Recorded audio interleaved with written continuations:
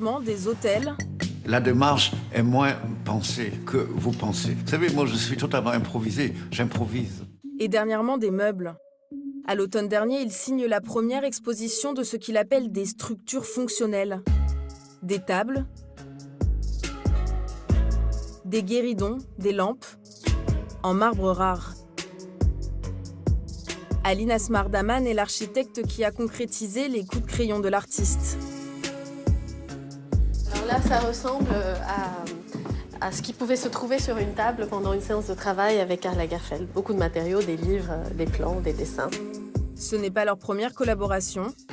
En 2013, Aline est chargée de la rénovation de l'hôtel Crillon à Paris. Elle décide alors d'écrire une lettre au couturier. La lettre disait « Cher monsieur Karl Lagerfeld, l'hôtel de Crillon ferme ses portes pour travaux parce que sa rénovation se fait sous le signe de l'audace et des savoir-faire, parce qu'il n'existe pas au monde une suite dans un palace signé Karl Lagerfeld, parce qu'il y a tant à faire et que vous êtes le seul qui peut tout faire. » L'artiste est séduit. Et c'est par correspondance manuscrite qu'ils échangent sur le projet. C'est arrivé par coursier, avec ces enveloppes qui sont tellement élégantes, et puis tout est soigné à l'intérieur, tout un tas de détails. Et puis voilà, la lettre arrivait, et la lettre était souvent accompagnée d'un dessin. Ou même d'une couverture de livre que Lagerfeld arrache pour indiquer très précisément la taille d'un fauteuil.